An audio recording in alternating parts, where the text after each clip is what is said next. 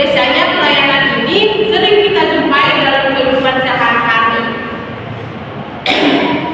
Pemerintah sebagai unsur yang melayani dan masyarakat yang dilayani oleh pemerintah merupakan unsur dalam pelayanan publik. Ada yang tahu apa fungsi pelayanan? Saya Bu. Baik, kepada Anda Jana. Jadi Bu, fungsi pelayanan keselamatan publik yang dilakukan pemerintah yaitu environmental service, development service, dan practice service. Pelayanan oleh pemerintah juga dibedakan berdasarkan siapa yang menikmati atau menerima dampak pelayanan baik individu maupun kelompok. Nah, fungsi pelayanan umum atau publik yang dilakukan oleh pemerintah seperti environmental service, yaitu layanan dalam lingkungan.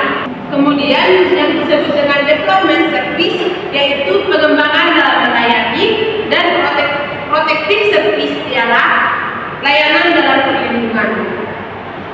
Nah, pelayanan publik yang dilakukan pemerintah itu terdiri dari beberapa bidang. Yang pertama ada pelayanan bidang pendidikan, pelayanan bidang transportasi, pelayanan bidang kesejahteraan sosial, dan pelayanan di bidang kesehatan dan pelayanan lainnya.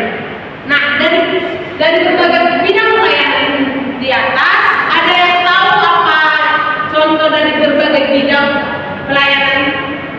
Ada yang tahu? Tidak ada. Oke, yang pertama contoh pelayanan dalam bidang pendidikan. Saat kita mendaftar ke sekolah, tentu ada namanya pendaftaran, ada formulir, administrasi maupun pembayaran bagi sekolah swasta. Nah, pelayanan dalam bidang pendidikan itu terjadi antara guru dan orang tua siswa yang melakukan pendaftaran. Kemudian yang kedua, pelayanan dalam bidang transportasi. Nah, dalam bidang transportasi ini ada yang tahu nggak apa contohnya? Tidak Bu.